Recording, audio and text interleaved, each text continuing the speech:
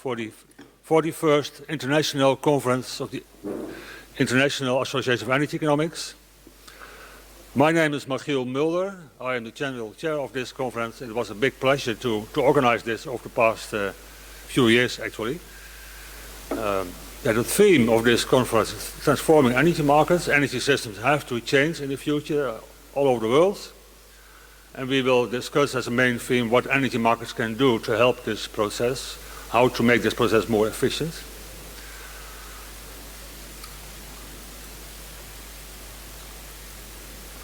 Well, this should work. Sharon?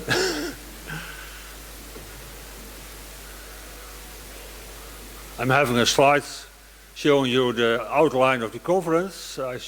It will pop up in a few seconds, I hope. But so we have organized many sessions, 7 plenary sessions. You are having 91 concurrent sessions, which is a lot, which makes it quite difficult for you maybe to make a choice. But there are 2 reasons for having so many concurrent sessions. One is we received over 700 submissions of papers, so we have to make a selection. And second, we had as a policy, everyone should have at least 20-25 minutes for its presentation and discussion. So in general, all concurrent sessions presenters have about 25 minutes, only 4 presenters per session in general.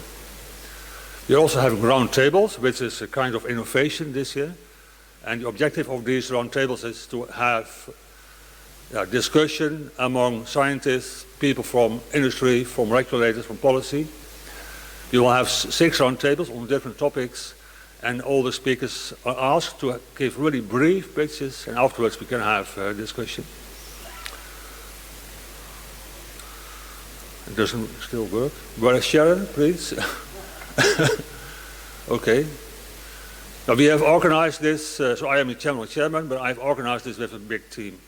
You need many people to organize this. And first of all, I would like to mention the local organizing team, Rina, Annemiek, Simon, and Arjen, and many others. The Groningen Congress Bureau, they have done a lot. So thanks a lot to them for doing all the work.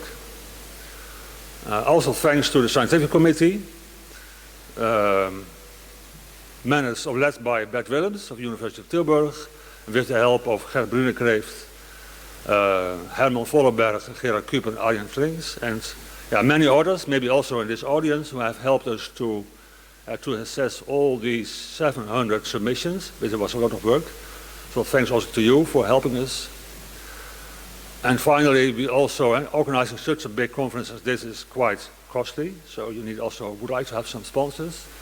And we are very glad that we were able to find 14 sponsors from the municipality, the province of Groningen, represented by Nienke Holman, Shell, the regulator in the Netherlands, and many others. So thanks also to all these sponsors. We're also having a panel, and I would like to ask Nienke Holman, is executive board member of the province of Groningen, responsible for energy policy in this region, to give her welcome speech. And after Nienke, Gert-Jan Langhorst will give a short speech. And he is the chairman of the New Energy Coalition, which is a kind of association of all the energy research and educational institutions in Groningen. And David Knapp, who is the president of the IAE, will conclude this opening session. Okay, please, Nienke, come forward.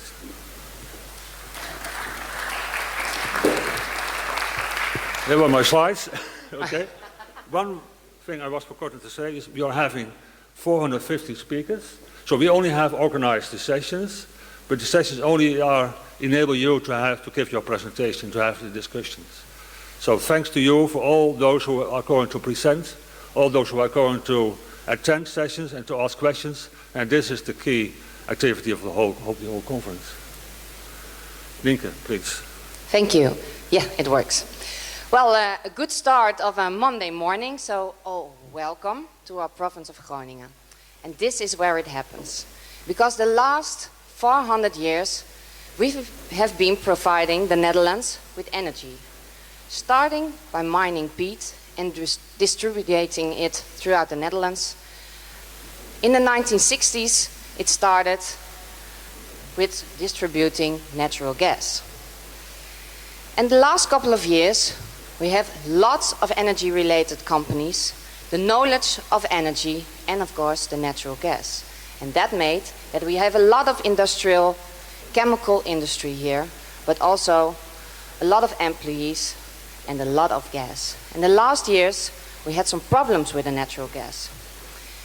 Because due to the natural gas mining, we had earthquakes. We had earthquakes that damaged our houses. So that makes that we have an urgent energy transition agenda. And we also have space. We have a lot of space for wind and solar power.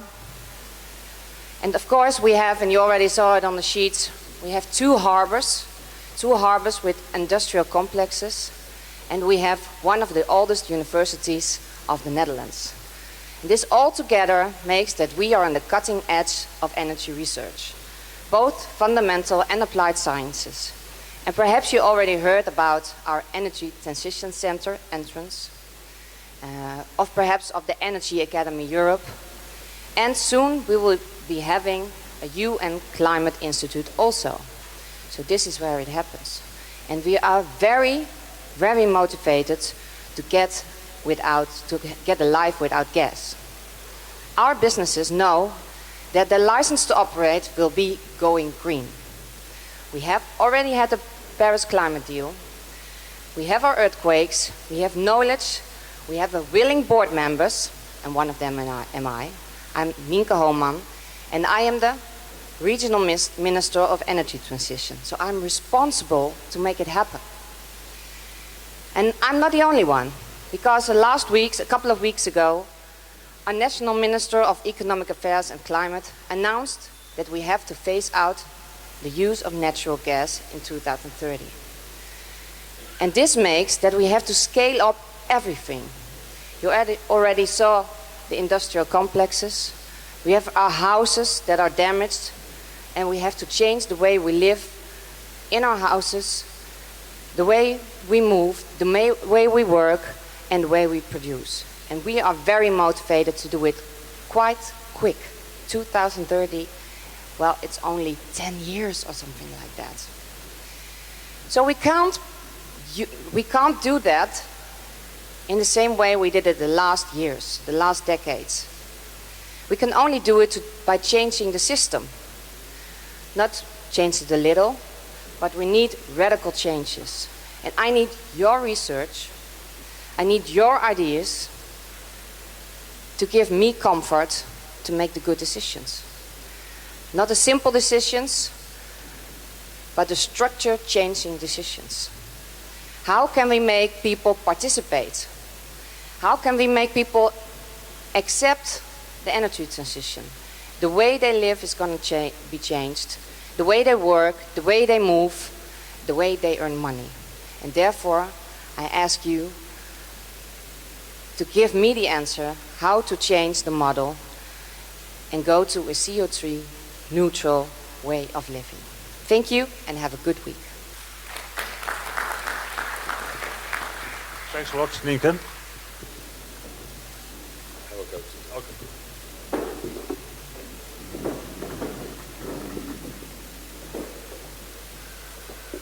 Good morning, ladies and gentlemen, Minister Holman, President Knapp, Michiel, everyone here. Ladies and gentlemen, I have to start by making an apology to you, to all of you. Over the past years, I often made the statement that the economic science greatly neglects the subject of energy. In my perception, roughly half of all professional economists study the labor market, certainly in the Netherlands, and the other half are very busy with the financial markets. And then for the extremely important questions around energy, only a handful of economists is really active. It's a niche in economic science, let's be honest. But then today, I definitely see a bigger group than just a handful in this conference.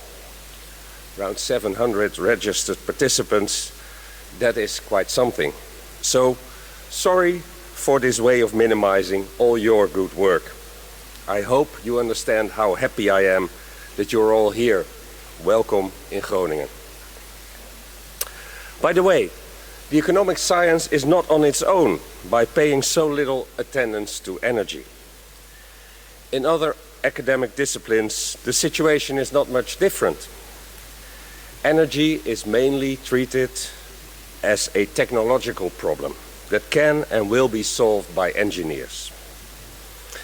And this is all very understandable, as the situation in the past 100 years was that engineers took care of supplying oil, gas and electricity in a safe and reliable way.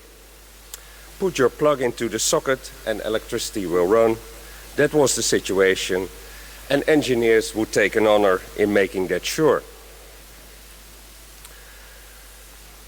That situation changed drastically around the turn of the century with the big wave of liberalization that went through most utility sectors.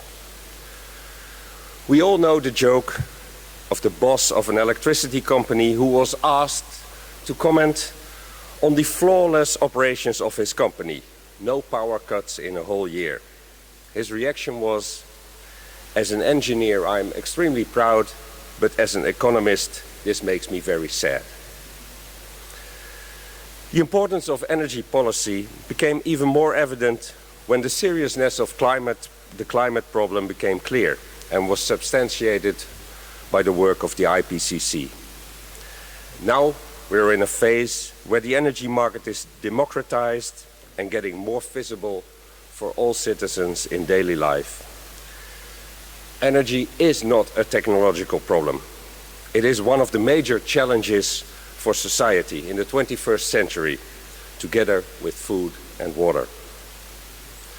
For this challenge, we need serious and intense academic interest.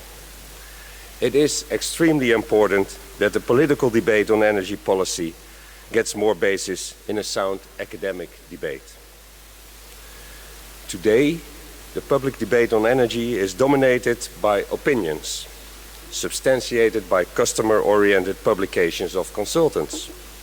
You have an opinion, we supply you with the arguments. Fact-fighting, not fact-finding. The serious energy problem deserves a better foundation. So here in Groningen we have realized this, and we have created the New Energy Coalition, a cooperation of the University of Groningen, the Hanse University of Applied Science, governments and business community. Our unique cooperation strongly rests upon interdisciplinary cooperation. We form a center of excellence for energy research, education and business development.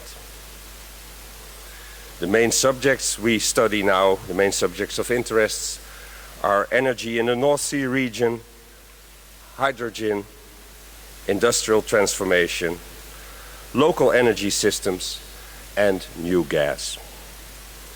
Our ambition is to promote interdisciplinary cooperation in energy research and to educate a new generation of students in a T-shaped model to promote business activity in the field of energy. Ladies and gentlemen, again, thank you for having this event in Groningen.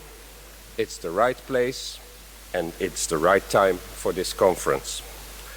I wish you all fruitful days, full of good debate, thereby making a contribution to a better understanding of the economics of energy policy. Thank you.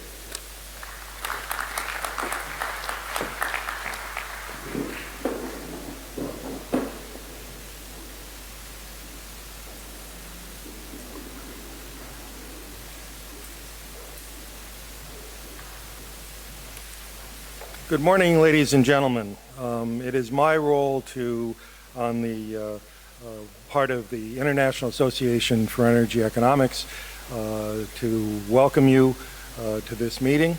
And I also want to add my thanks to Mikkel Mulder and Bert Willems and their staffs including those from the University of Groningen, the Program Committee, and especially the Groningen Congress Bureau that arranged a bunch of the events. So this looks like a wonderful event. I'm looking forward to it very much. And I also, on the part of IAEE, Director Langhorst, I accept your apology. Thank you, Gurchan. And maybe the confusion partially has to do with what you mentioned at the end, the interdisciplinary nature of the required approach to the problem. We maybe started as economists, but the whole impact of geopolitics turned me into a political scientist very quickly in looking at OPEC and various other things, maybe a little psychiatry thrown in with Saddam Hussein and our last two leaders in Venezuela and things like that. And certainly for the last 10 years, I've become a pseudo-geologist with the shale revolution in the US. And one of my colleagues at the International Energy Agency, Bob Skinner, and I were on a panel at the Canadian Energy Research Institute, and he said, you know, David has learned just enough of our words to become truly dangerous. So geology is out there. We are now reaching out and doing a lot of meetings with a group called GARP, the Global Association of Risk Professionals, and I think also Gurchan had mentioned that. They thought we were all, there were a few guys doing finance and whatever.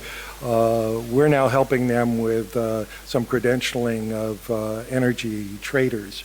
And we're learning from them about the whole risk situation and certainly the new aspects of it in terms of computer security and on the various threats that poses to energy and all kinds of securities. So with that, good luck to all of you that are participating in the conference. We hope you find it to be a very rewarding experience.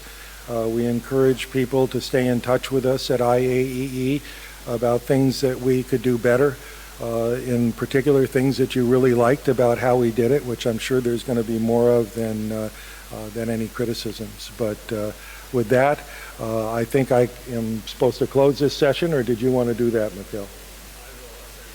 Okay, thank you.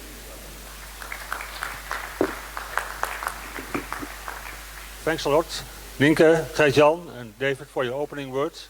So this is the end of the opening session. I want to make one remark just on the program. You have received a book with the program, but energy market is changing rapidly, and also the program may change a bit, has changed a bit already. So we are going to update our website in the morning and in the afternoon if there are changes in speakers or slots. So please follow the website for the latest information on the program. Enjoy your conference. And I would like to give the floor to invite Noé van Hulst. He is the Dutch ambassador to the OECD, and he will chair the next first plenary session.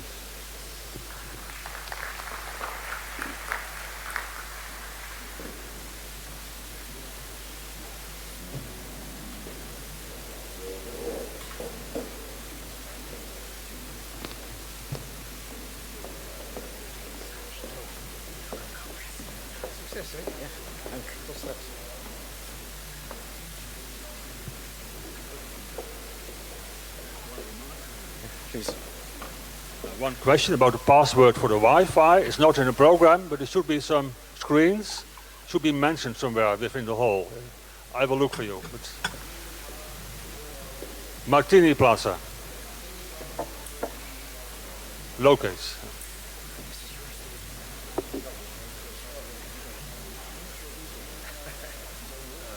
That's mine.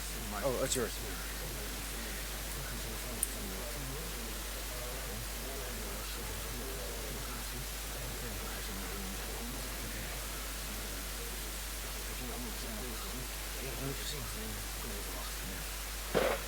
He's there. Good morning to all of you, ladies and gentlemen. My name is Noé van Hulst, and as already announced, I am chairing the first plenary session. I'm the Dutch ambassador to the OECD and IEA, and also chairman of the IEA governing board. It's a great pleasure and an honor for me to be here and It's great to see so many old friends, both from the IEA as well as from Groningen. Can I please invite the speakers of the first session also here up to the podium? It's kind of shocking, ladies and gentlemen, that a plenary session that you are chairing, and you always expect introductory remarks to go way beyond the time allocated to it. And now I find myself in a situation where the plenary session even starts before the announced time of 9 o'clock. But it's great. It shows how efficient economists can be, I guess, even early in the morning. And that's all fantastic. So the first session, as was announced in your program, is energy in emerging and developing countries. And I think it is extremely well chosen by the organizers as a central theme of the first plenary session. Why? In my view, and certainly not only in my view, this is really one of the most challenging issues that we have. Now, I was asked by the organizers to sort of kick it off before passing on the floor, of course, to our main speakers. Kick it off by formulating a couple of challenges. So this is what I came up with, and of course, as somebody that has been raised partly and educated at the International Energy Agency, I always fall back to those kind of formulations. So what do we see as, at least from my perspective as a moderator, ladies and gentlemen, what do I see as the main challenges for energy in the developing world and emerging economies? That's number one, as outlined in the slide, well, energy access for all.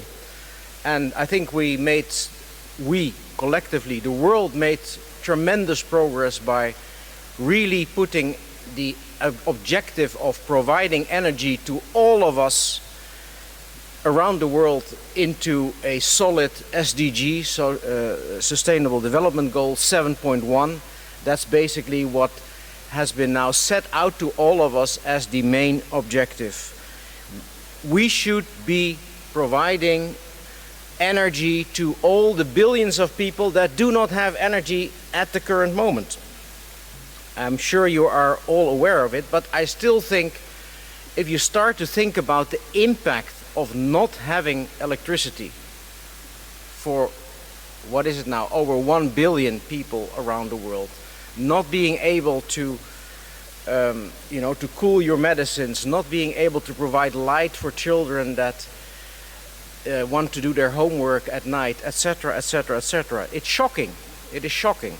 And it's also a tremendous barrier to economic development. Clean cooking, the same thing. We have 2.7 billion people around the world that do not have access to clean cooking, with tremendous, as you're probably aware of, health issues connected to that. So many people that die before they should die because of indoor pollution. So many people, particularly women and girls, that need to walk for hours to collect the wood in order to be able to do cooking at night. So, tremendous issue.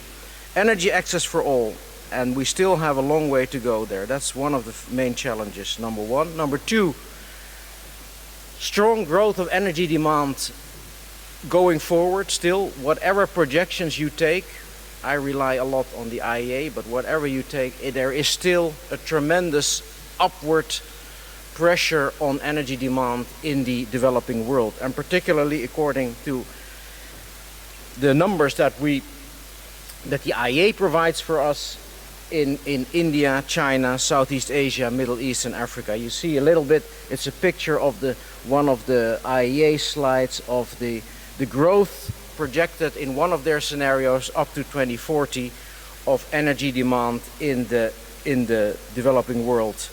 in millions of tons of oil equivalents. And you see there tremendous growth, India, China, etc. Or as one of the issues was put out in the last World Energy Outlook of the IEA, take for instance the electricity demand growth in China. China between now and 2040 probably will put an additional capacity into their system equal to the total size of the US. India between now and 2040 equally a total additional capacity of electricity needed the total size of the European Union.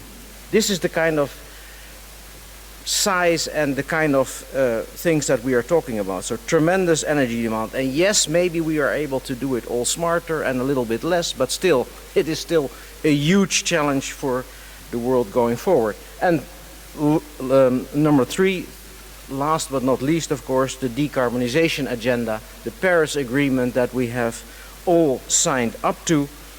So are we able, how are we able, this is how I formulate sort of the question, are we able in the developing world, emerging world, to formulate a less energy intensive pathway forward, less intensive compared to what we in OECD countries have been doing over the past decades. Now let me not be too long here, ladies and gentlemen. These are 3 of the key challenges that I formulate here as a moderator.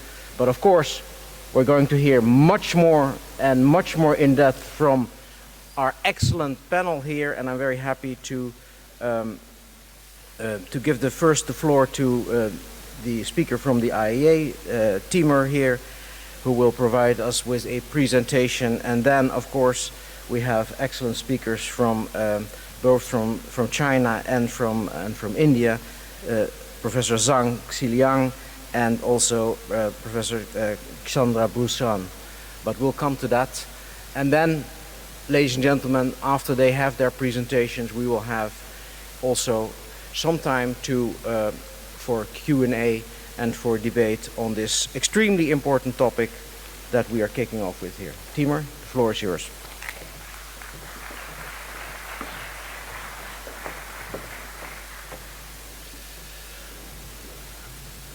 Thank you, Mr. Chairman. Thank you, Ambassador von Hulst, for the introduction. As Ambassador von Hulst, I've been educated largely through IEA. So I've been with the IEA now for 10 years. So I'll use a lot of IEA speech, if you like. And actually, I started my career at the IEA 15 years ago when Ambassador von Hulst was director. I think it was LTO, right? The office that you were heading at the time. So it's a long time that I've spent at the IEA at the time in what we refer to as the Renewable Energy Unit. It's now a division, but for the last 10 years I've been working with the World Energy Outlook. And I would like to thank the organizing committee for inviting the IEA to speak here today, Professor Mulder and Professor Willeman in particular for the organization. I would like to introduce from the IEA side of things the topic of this session by focusing on energy access in particular and the work we are doing on sustainable development goals. I'll be doing that across along 4 pathways, if you like. I'll look at some context. What is the relevance of energy access? What is the current status? How does it develop out into the future? I'll secondly speak about the role of international institutions, in particular obviously the IEA. I'll present some of our recent work that we have done more broadly in the context of SDGs, but with a focus on energy access, and I'll close with some outlook.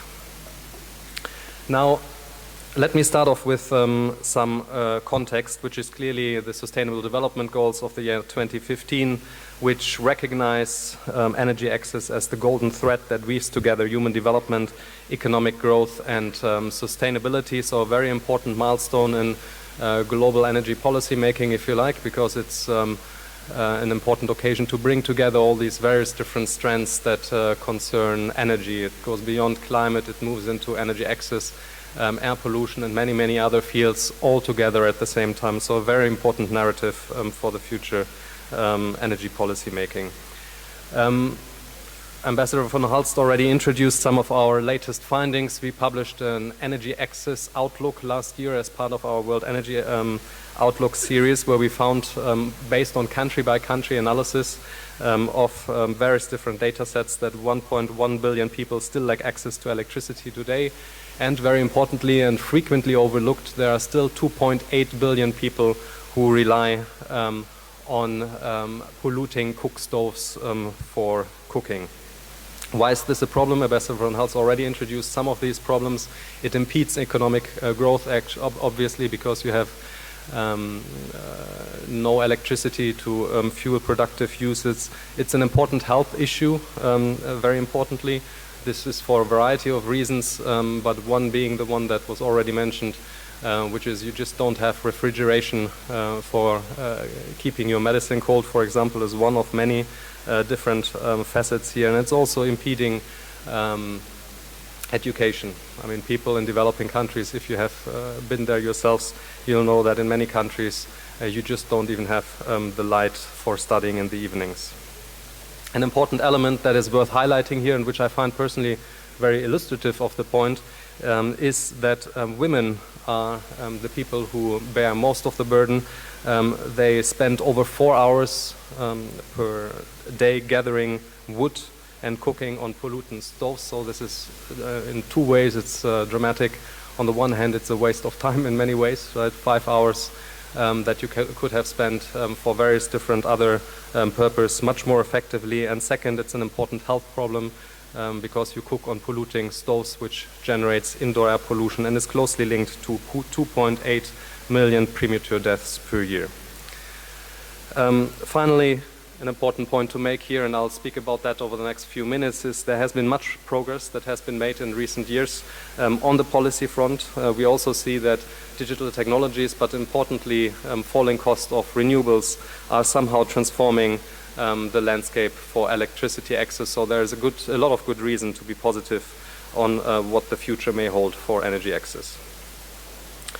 Now, let me introduce you to some of our key findings, and that is really on electricity, where we have seen sustained progress. When I say that 1.1 billion people had no access to electricity in the year 2016, this is actually, if you put it in a perspective, it's almost good news. And if you look back at the year 2000, it was 1.7 billion people, so there has been significant progress that has been made.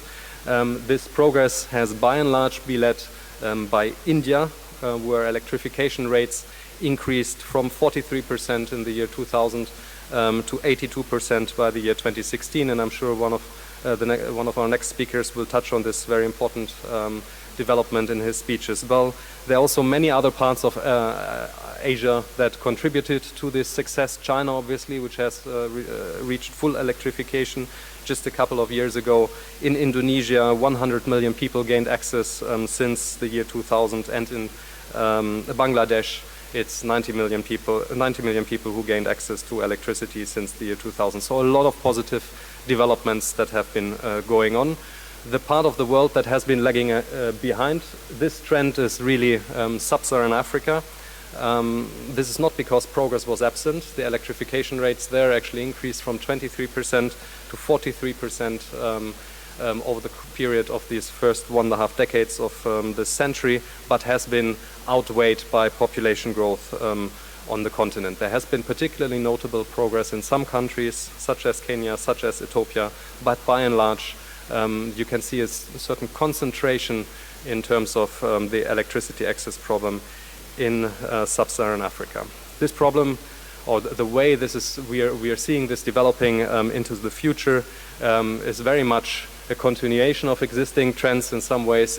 We believe that many parts of Asia will achieve full access to electricity over the next 10 years or so, including India, including Indonesia, so that by 2030 roughly 99% of the Asian population will be electrified. Sub-Saharan Africa, however, will remain an important issue. If you put things in a perspective, then by the year 2030, 9 out of 10 people on the planet who still don't have access to electricity will be living in sub-Saharan Africa, and this is despite important progress that we are seeing here as well. Full electrification, in our view, will be reached in a couple of countries. Kenya and Ethiopia have already been mentioned. There's also Gambia and Gabon, which we would like to highlight here. Now let me move a bit out of this perspective of numbers and what we see as an outlook for electricity access, and discuss a bit the role of the IEA and other international institutions in the context of the Sustainable Development Goals.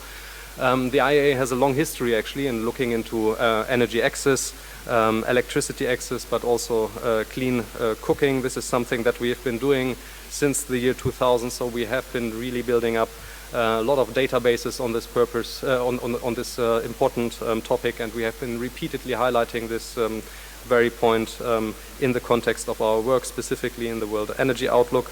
This is an initiative that it was in many ways spearheaded by our now Executive Director, Dr. Fatih Birol, and many colleagues in the World Energy Outlook team. The Sustainable Development Goals are now obviously an important work stream for the IEA, in particular SDG 7, which looks into clean, sustainable energy for all. It's a key work stream across the entire IEA. It covers all the various different aspects of work that we're doing at the IEA. It's data gathering, it's scenario making, it's policy advice, and it also links to high-level engagement. We have been involved in the high-level political forum at the United Nations, the first UN review of SDG 7, just a couple of weeks ago, with our executive director there addressing the United Nations. When you look at the institutional landscape a bit, we are one of several custodian agencies in this context. We have been appointed by the United Nations to be global custodian for tracking progress on SDG 7.2, which deals with renewables, 7.3, which deals with energy efficiency, and 9.4, which deals with specific emissions more broadly. We are also working to become co-custodian of SDG 7.11, which deals with access to electricity, which would make us, as the IEA, the only co-custodian for all parts of SDG 7. We are co-lead already of the global tracking framework, as it used to be called, which is now tracking SDG 7, where we are working with the World Bank, the World Health Organization, UN Statistics, and IRENA to map out the current landscape of SDG 7 in general, and the various different points more specifically. But as you know, we're also working on policy advice in many ways, and I'll be touching on this towards the end of our speech. We have developed a new sustainable development scenario in the context of the World Energy Outlook, which looks to be a benchmark scenario to achieve all the energy-related SDGs, ranging from energy access to air pollution and climate change. Now, a couple of words on, well, I'm having some problem clicking here.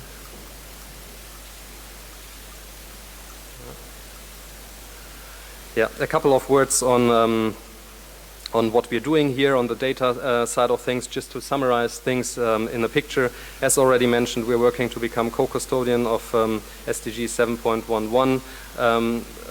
Part of the reason being that we are already working on it together with the World Bank, trying to establish databases, etc. So we do have data and projections for the various different parts of SDG 7. Which deals with the share of population with access to modern energy. It deals with the share of renewable energy and final energy consumption. And here there is a notorious debate on how to deal with traditional uses of biomass, of course, and it deals with the global energy intensity. So the three elements that we're working on here: data gathering, scenario analysis, as well as policy advice.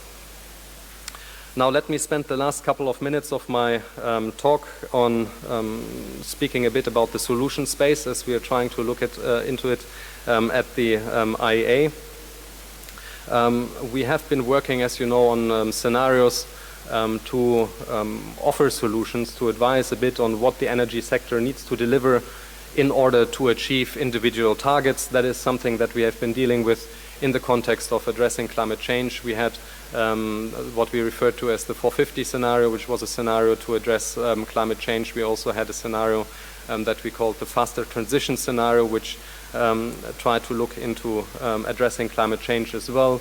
We've been working on achieving universal access, so SE for all cases, energy for all cases, for the last 1.5 decades or so, and over the last few years we've increasingly been looking into scenarios, clean air scenarios, so what to do in order to improve air quality. There was a lot of reason to look into these kind of things in isolation. You want to carve out the space what policymakers need to do in order to address individual goals. But what we have developed in the context of the World Energy Outlook 2017 is an integrated scenario, which tries to set out a strategy to deal with all these three different goals in combination. This is a novel approach for the IEA, certainly, as it doesn't look at co-benefits, for example. It's not the idea here to highlight what is the co-benefit for air pollution if you address climate change or vice versa, but we are trying to come up with an integrated strategies that embrace all goals combined at the same time and doesn't shy away from individual technology choices in this context just in order to highlight co-benefits. No, it's an idea. The idea here is to be integrated. If I work through these three different pillars here of the scenario very briefly and what it does, it's obviously an ambitious strategy for dealing with climate change. What you see here are the energy and process-related CO2 emissions that of scenarios in the SSP database that are uploaded at EASA that would be compatible with a long-term temperature increase of 1.7 to 1.8 degrees. Our scenario work goes out to 2040, and when you look at these energy and process-related CO2 emissions and you plot the sustainable development scenario, you can see very clearly that it's an ambitious scenario that is at the lower end of emissions through 2040 compared with those in the SSP database. Secondly, it's a strategy, as I said, to achieve universal access. We have, for the World Energy Outlook 2017, taken a novel approach in that we worked with the Royal Institute of Technology, KTH Stockholm, to develop a least cost strategy with a high geographical resolution, in particular for the continent of sub-Saharan Africa, where, as I said before, the electricity access problem is not only most pressing today, but also when you look into it on the basis of existing and planned policies, how it would be developing out to 2030 and beyond. The strategy that we have developed here builds on existing and planned network infrastructures. It factors in technology progress and declining costs of various different technologies. It factors in local resources, population density and its distribution, and the resulting growth of electricity demand. And the result of this exercise that we have worked on with the Royal Institute of Technology is that of the 600 million people that still need to gain access by the year 2030, according to our new policy scenario on the basis of existing and planned policies, roughly 150 million people would get access through grid extension, largely through hydropower. Around 450 million people would gain access to through decentralized solution, mainly solar photovoltaics in rural areas, and thirdly, an additional $26 billion per year is needed in electricity generation and grids in order to achieve these targets. These are not huge numbers if you put it in the perspective of what we're investing in the energy sector today, which is roughly $1.5 trillion a year. So in perspective, this is not really big numbers. Finally, a couple of words on air pollution. We have worked with the International Institute of Applied Systems Analysis, IASA, here to understand what is the impact of air pollution and what are the strategies that have to be adopted to address air pollution in such a scenario, in a scenario that aims to improve air quality at scale out to 2040. What this tries to do is to decompose the various different effects that we are having on 3 of the key pollutants, SO2, NOx, and PM 2.5. And what we are trying to highlight are 3 things. We want to highlight the important role of air pollution control measures in achieving these kind of targets. We want to highlight there is an important role for the clean energy transition to play, obviously, as we're moving out towards the longer term in particular. And thirdly, we want to highlight once more the importance of energy access for this, in particular, minimizing the use of polluting cook stoves. This is really what is at the heart here of this strong role of reduction of PM 2.5, which is about indoor air pollution. Finally, before wrapping up my thoughts here, let me just say we have launched a new website, a new web resource for our work on SDG 7, where you can explore much of the data, some of our projections, in order to try to understand the difference between existing ambition and the ambition that you would be able to do, would need to be doing in order to achieve universal access for all. This is something you can explore by country, by region, historical data, future projections, etc. So I think it's hopefully a useful resource for anyone who is dealing with SDG 7 in particular, but SDGs more broadly. Finally, a couple of comments to wrap up the presentation. I was asked to say a bit about policies and what policies would need to be adopted, and I think this is something that the colleagues who will be speaking after me will be much more able to speak to in detail than myself. I think on our end, what we have seen in the energy access outlook is there are many good examples of how to achieve full electrification, right? I mean, I've shown you the progress that has been made over the past few decades or so. We do believe it's important to implement clear and consistent policies, right, with a degree of foresight that shows a degree of ambition, that encourage a wide range of solutions and business models, that also create suitable conditions for off-grid investment and make for provision for subsequent connection to decentralized solutions to the grid, that make energy efficiency an integral part of access policies, and also takes a view, a more holistic view, to include productive uses of energy. And finally, if this, I think we really need to change the battery here probably. And finally, as I said earlier, women need to be at the center of the shift to clean cooking, because they are the ones who are spending their most time on collecting fuel wood, etc. Already today.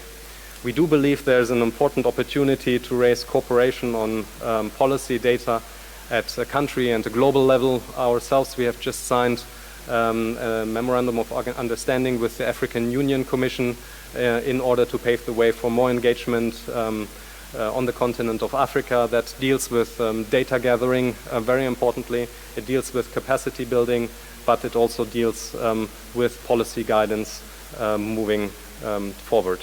On our end, for the World Energy Outlook, we'll continue to work on informing pathways that deliver universal electricity access, just as well as clean cooking out to 2030. It's an engagement that we've been cherishing for a long time, and that we'll certainly be continuing to work on over the near future. For that, thank you very much for your attention.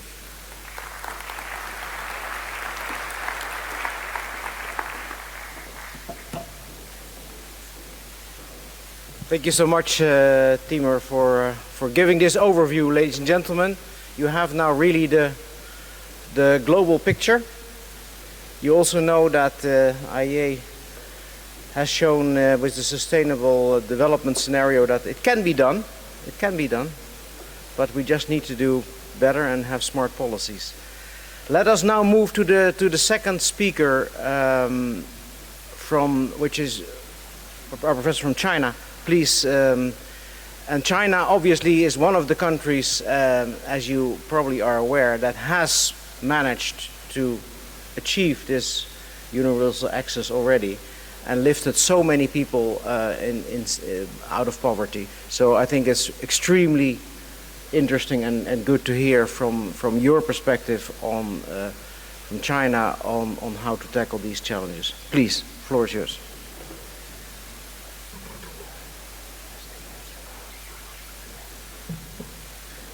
Thank you very much, Ambassador. So it's really a great pleasure to be here to join, to attend this conference and join this discussion.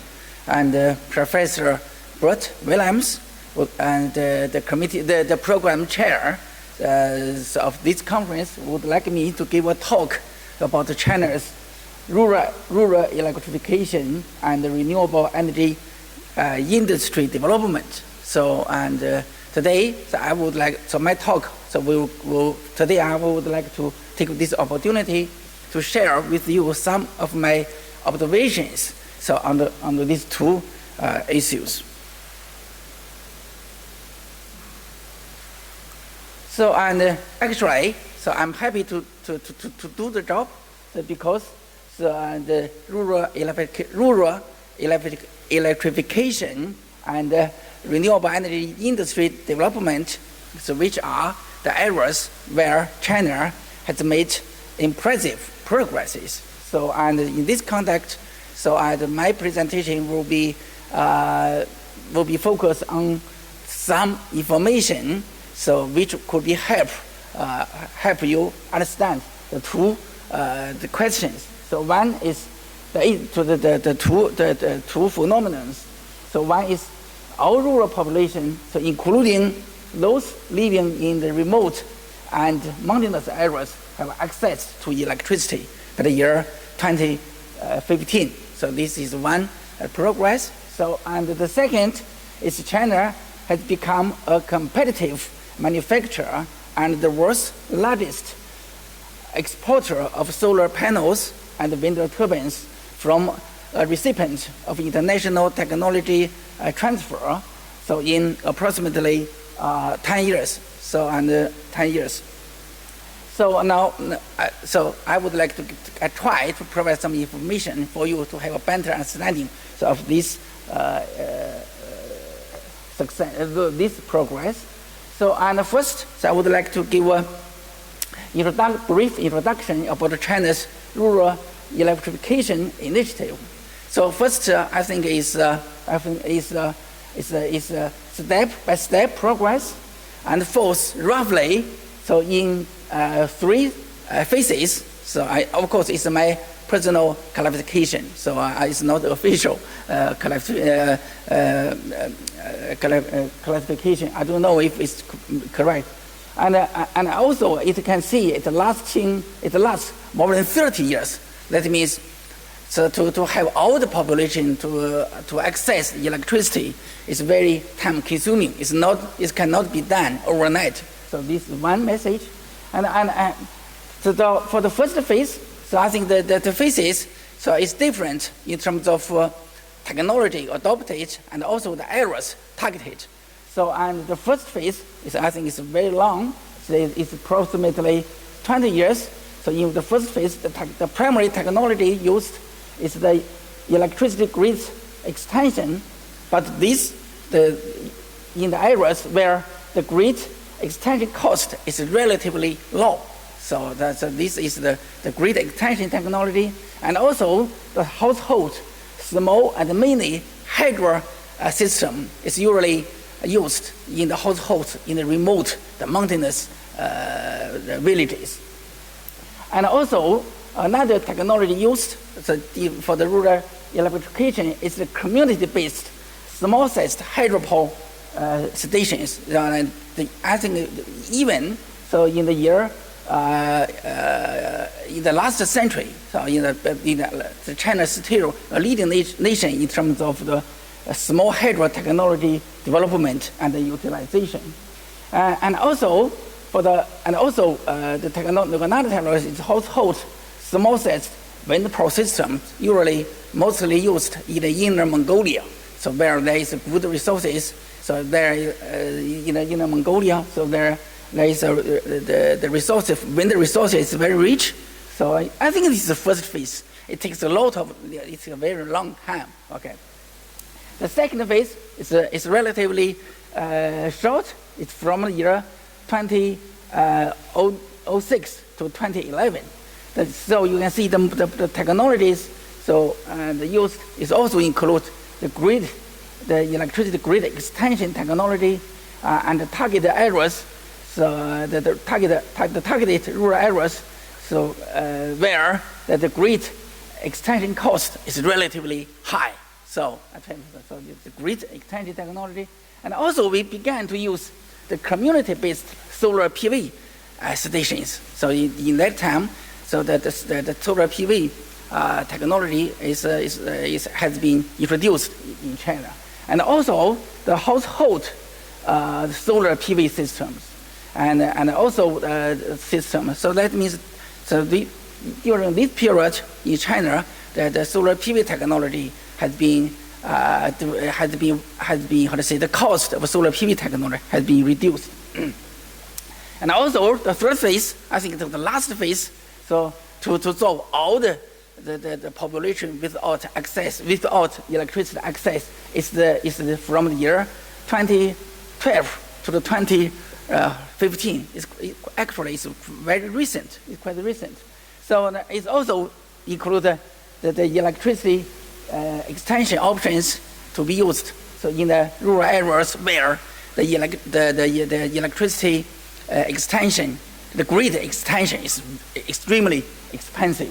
So it's needed. And also the community-based solar PV stations. So and also the household solar PV system. So I think this characterization of the phases of the rural electrification in terms of technology, and also the areas which is easy, where the problem can be easily solved or not. So this is the overview of the initiative. So this picture shows where the grid extension. So it's the work is much easily. It's easier. So in the field, but also in these areas, in the mountainous areas, remote mountainous, the grid extension so it's very difficult and also very expensive.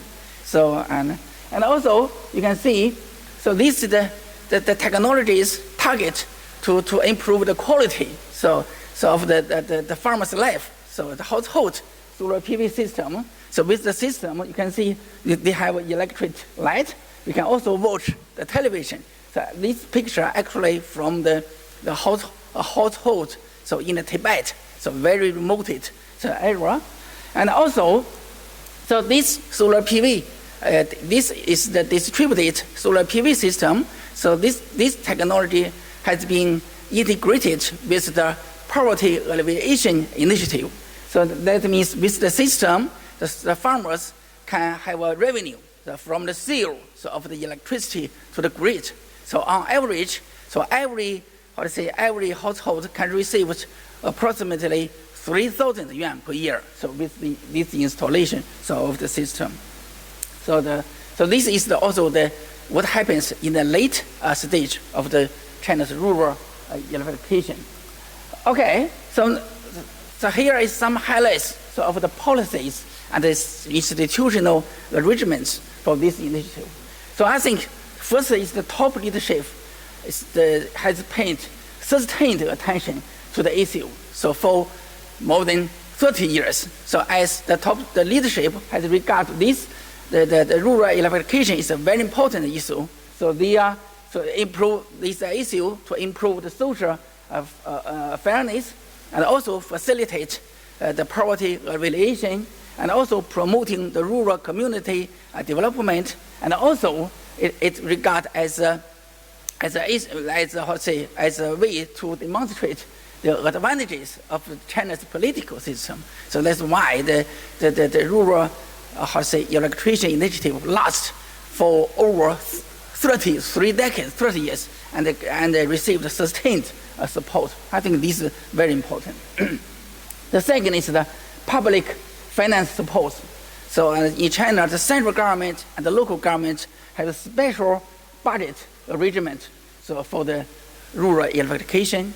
And also also the revenues from the electricity surcharge for renewable energy development is also used. It also can be served as an important source for provide the funding so for the project, for the initiative. And also the local governments often provide low guarantee